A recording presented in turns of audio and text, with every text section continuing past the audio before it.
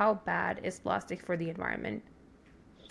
Yes, I think it was last week a study came out that actually they've found microplastics now not only in seabirds but in human fetuses, so in pregnant women, but in feces, so in poo, Wow. and then last week they found it in testes.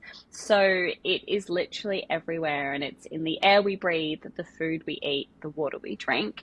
It is often unavoidable, these types of microplastics, but what we can do as a society is we can reduce our consumption so that we can reduce our consumption of big plastics so that they don't ultimately end up in microplastics. So it's things like when you've got textiles or clothing, anything with polyester is a type of plastic. So when you are wearing a t-shirt that's ultimately made from plastics, you're breathing in that plastic. Every time you go to wash it in your washing machine, hundreds of thousands of microplastics break off and go into the waterways. And then when you're ultimately finished with that piece of clothing and you put it in landfill, then that landfill, it's going to break down into smaller pieces of plastic. And the issue is that a microplastic is defined as something that is a piece of plastic that is smaller than 5 millimeters in size. So sometimes it's so small that we can't even see it.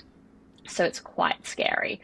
So I feel like when it comes to the microplastics discussion and debate within the world, it's one of these things that it's so difficult and it's so hard for us to make a change on a microscopic level. But what I love to let people know is that as an individual, there are so many ways that you can reduce your consumption of plastics in general.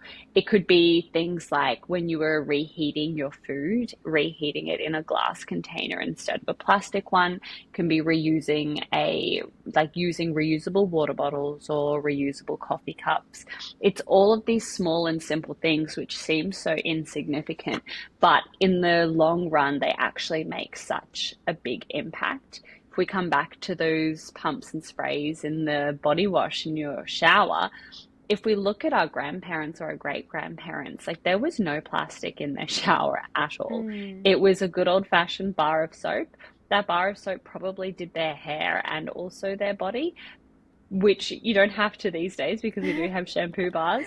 But it's again, it's all of these things that we've advanced so far in so many different ways, but we also sometimes need to go back to using those old school methods. And it's not always innovation that's going to save us. Sometimes it's just slowing down and going a couple of steps backwards. Yeah. Thank you for joining us on this episode of the Go Girl podcast. For more such inspiring conversations, do not forget to subscribe. You can also follow me on Instagram at Jabnet Ahuja. Until next time, keep being unstoppable. You go, girl.